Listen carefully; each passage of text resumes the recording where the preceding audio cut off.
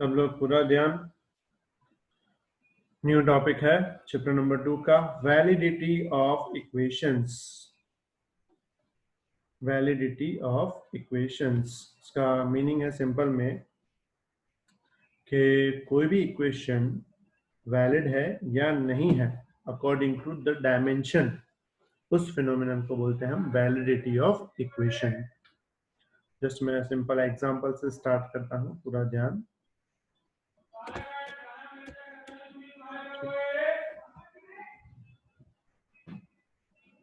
अब पूरा ध्यान इसमें,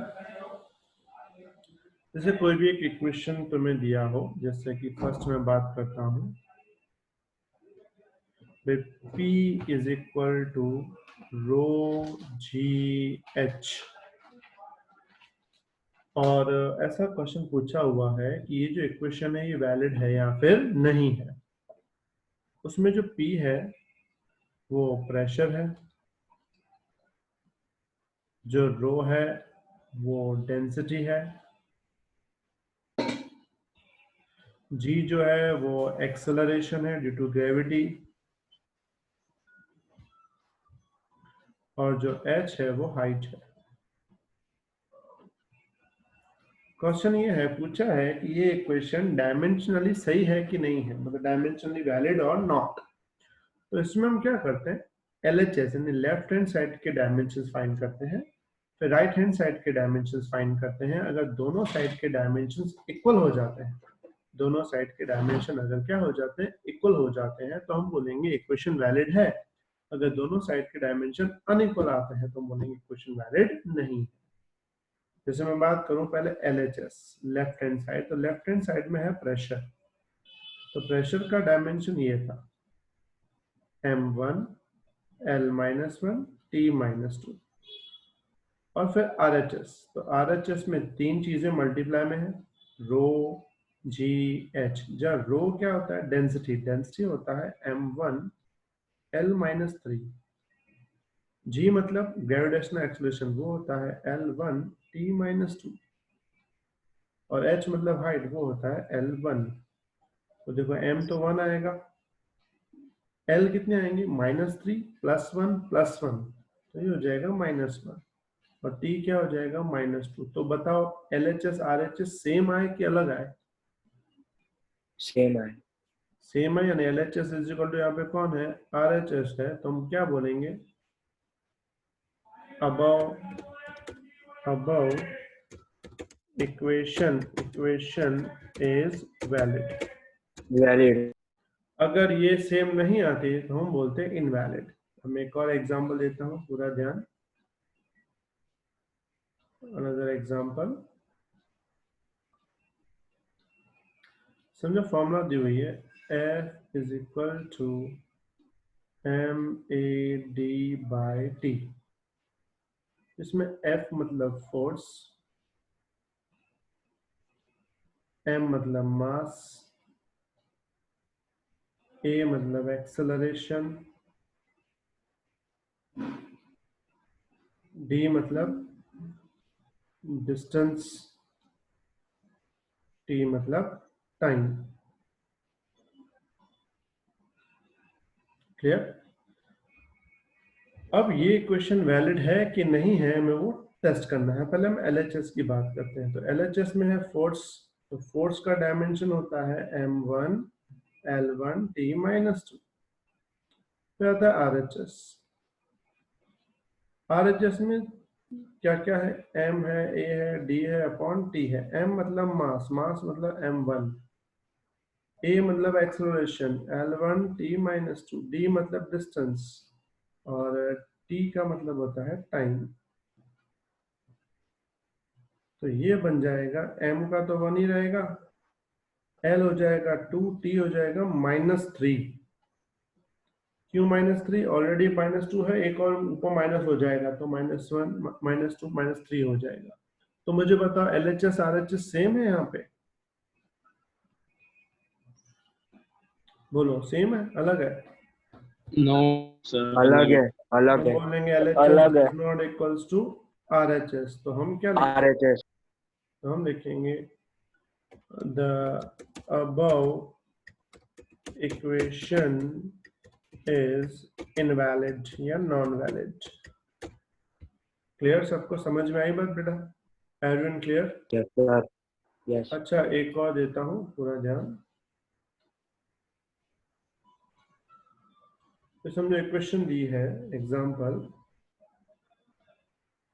by d is equal to ut plus half 80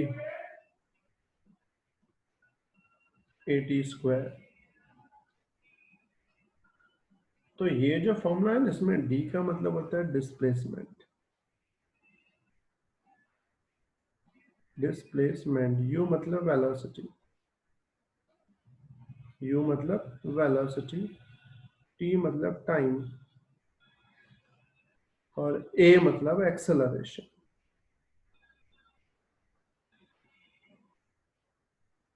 ठीक है?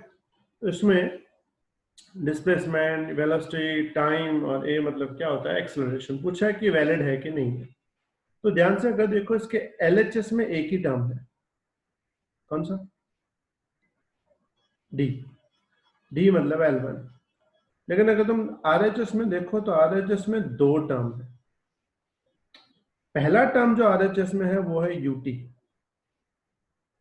u मतलब वेलोसिटी यानी L1 t माइनस 1 और t मतलब t1। तो t1 t माइनस 1 कैंसिल, बचेगा L1।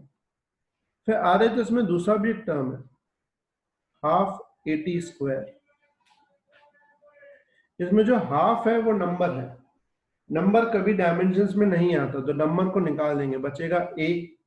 तो a का होता है L1 t माइनस 2 एक्सेलरेशन का, और t का स्क्वायर तो t2, तो t2 कैंसिल, तो सिर्फ क्या बचेगा? L1। तो देखो RHS में दोनों का L1 आया। ठीक है, मतलब RHS वाले दोनों टर्म सही हैं। अच्छा, LHS का भी L1 आया, इसका मतलब हम यहाँ पे लिखेंगे LHS is equal to RHS।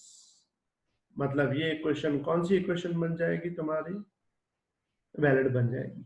अगर RHS में दोनों में से एक अलग आता, एक भी अलग आता, तो ये इनवैलिड हो जाती। इसका मतलब जब बीच में प्लस लगता है ना, तो दो अलग अलग टर्म बन जाते हैं और दोनों टर्म का तुम्हें इंडिविजुअल फाइंड करना पड़ता है, और इंडिविजुअल सेम आता है तो ही वैलिड है, नहीं तो क्या रहेगी? इनवैलिड रहेगी। आई बात बेटा समझ में?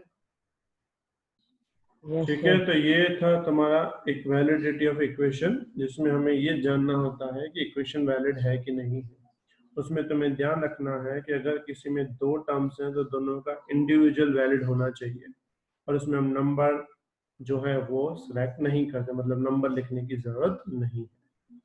क्लियर? तो कोई भी जब इक्वेशन वैलिड होती है तो उसका लेफ्ट हैंड साइड का टर्म, राइट हैंड साइड के जितने टर्म्स हैं, 1 2 3 भी हो, तो उनकी वैल्यू क्या होती है? वैलिड होती है। क्लियर? अब इसमें पूरा ध्यान उसको मैं हटा रहा हूँ। और जैसे एक और एग्जांपल तुम्हें मैं दे रहा हूँ, पूरा ध्यान।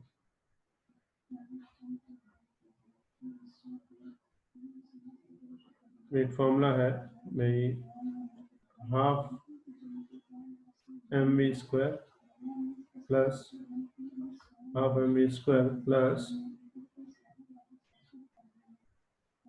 रो जी एच, एक second, half mv square plus mgh is equal to F D. पूछा है ये वैलिड है कि नहीं है। इसमें जो m है वो मास है, v जो है वो वेलोसिटी है, मास मतलब m1, वेलोसिटी का मतलब होता है L1 t माइनस 1। U2. हाँ बेटा, velocity L1 t minus 1, g जो है वो एक्सेलरेशन है, और एक्सेलरेशन जो होता है वो होता है L1 t माइनस 2। h मतलब हाइट, हाइट जो होती है वो होती है L1, और f मतलब फोर्स। ठीक है, f का मतलब क्या होता है? फोर्स। और जो d है वो डिस्प्लेसमेंट है या डिस्टेंस है।